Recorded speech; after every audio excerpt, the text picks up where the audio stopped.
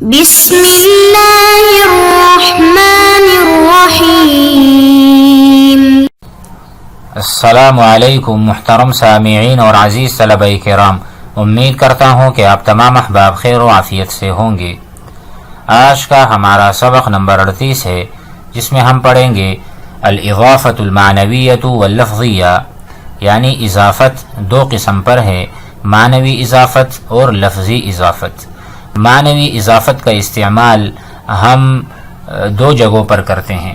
Number 1، جب ہم مضاف کو معرفہ بنانا چاہیں، مثال کے طور پر میں کہوں نور، اب نور کا مطلب ہے روشنی۔ اب روشنی کس چیز کی؟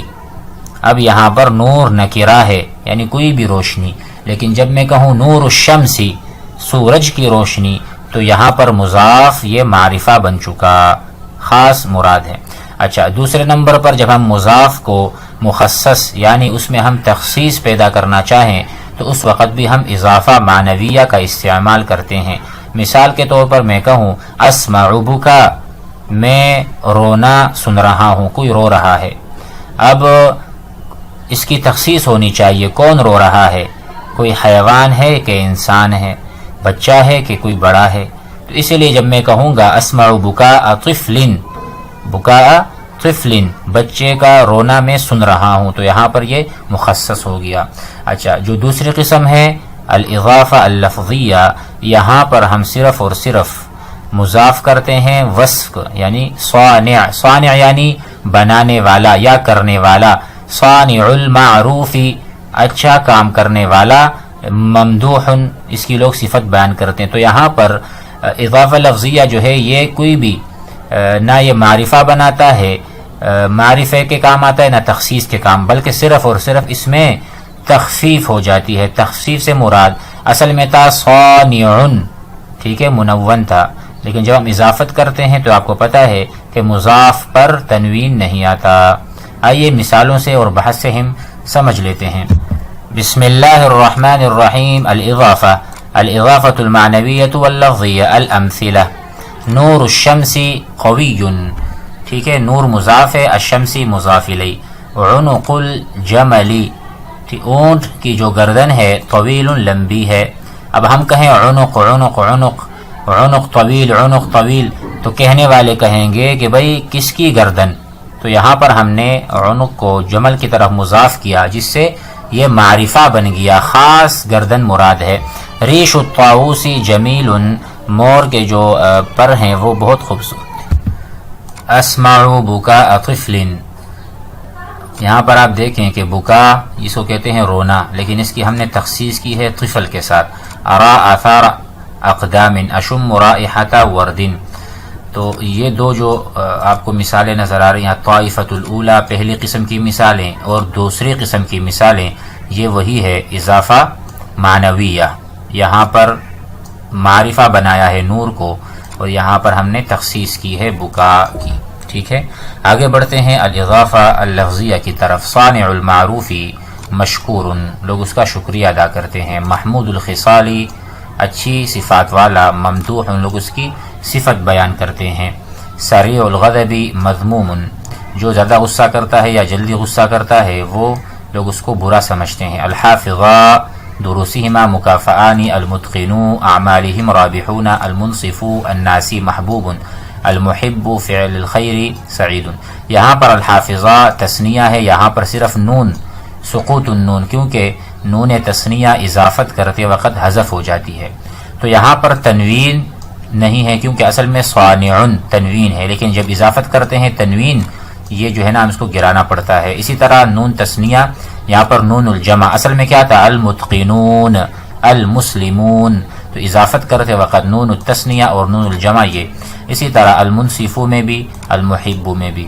تو یہاں پر الاضافہ لفظیہ میں صرف اور صرف ہمیں تخفیف کا فائدہ ملتا ہے کہ مضاف جو ہے وہ مخفف ہو جاتا ہے، اس میں خفت آ جاتی ہے تنوین کے دور ہونے کی وجہ سے، نون تثنیہ اور نون جمع، تو اس میں صرف یہ ہے۔ باقی یہاں پر تعریف اور تخصیص کا ہمیں فائدہ مل رہا ہے اضافہ معنویہ سے، اضافہ لفظیہ میں صرف اور صرف تخفیف ہے۔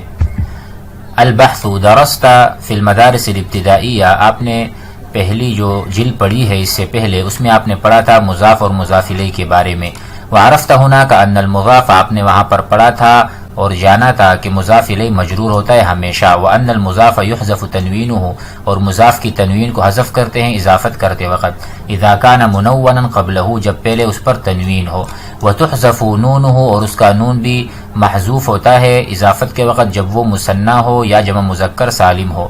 ونريد هنا، ہم یہاں چاہتے ہیں ان نزید کا کہ آپ کے علم میں ہم زیادتی کریں شیئا جدیدا، نئی چیز، فی هذا الباب، اس مسئلے میں یعنی باب الاضافہ میں اضافت کے مسائل مزید ہم آپ کو سکھانا چاہ رہے ہیں.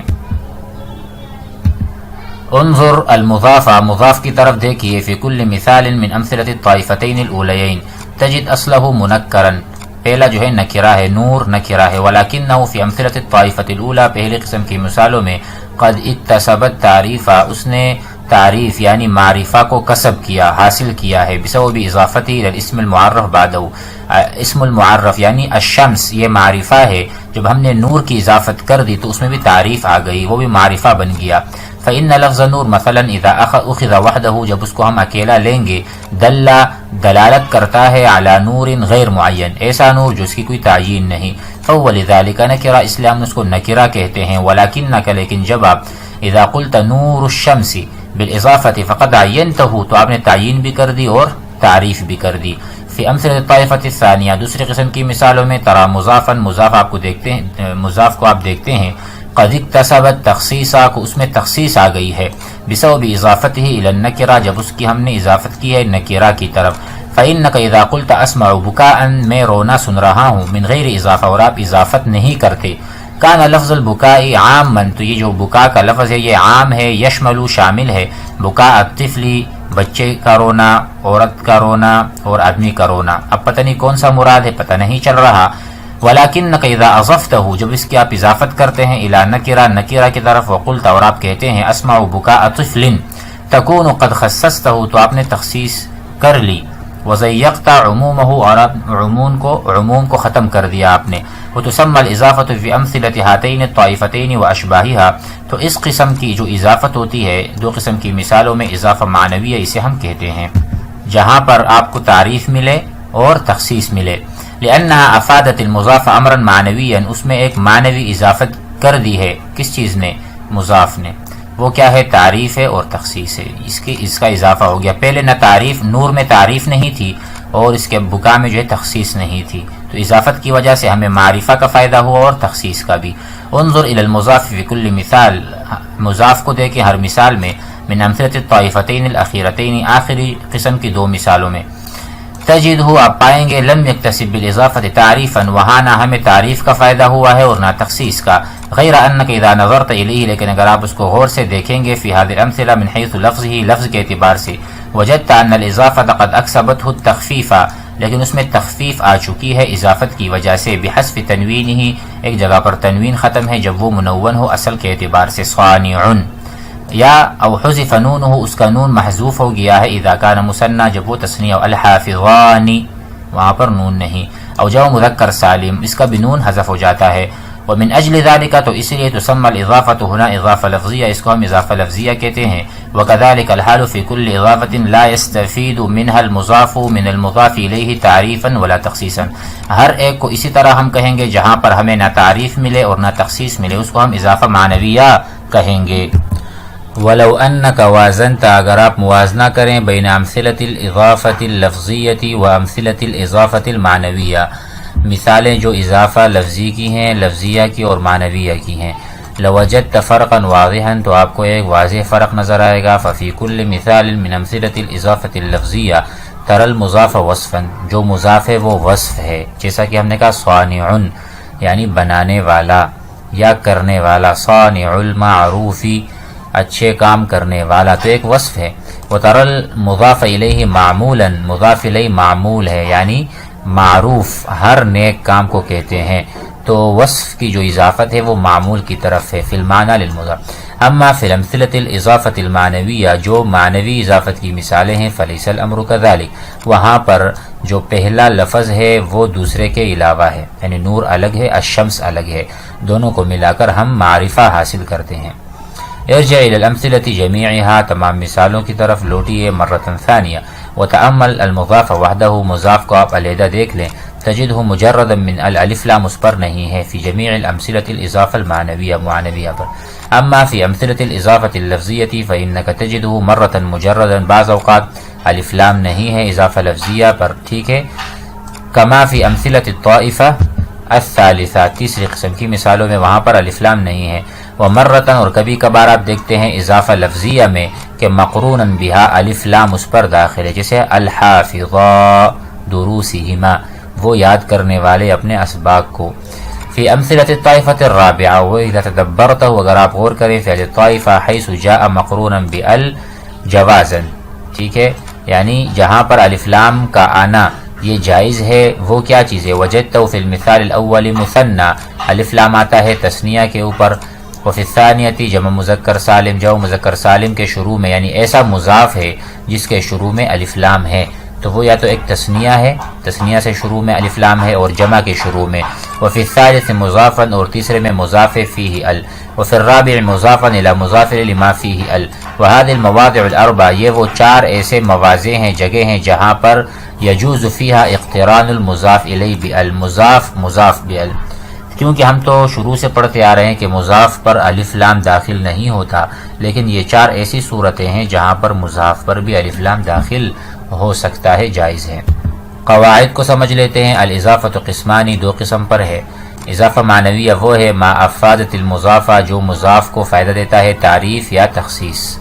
ولا يكون المضاف فيها وصفا مضافا الى معموله، اور اس کی دلیل یہ ہے کہ وصف کی اضافت معمول کی طرف نہیں ہوتی.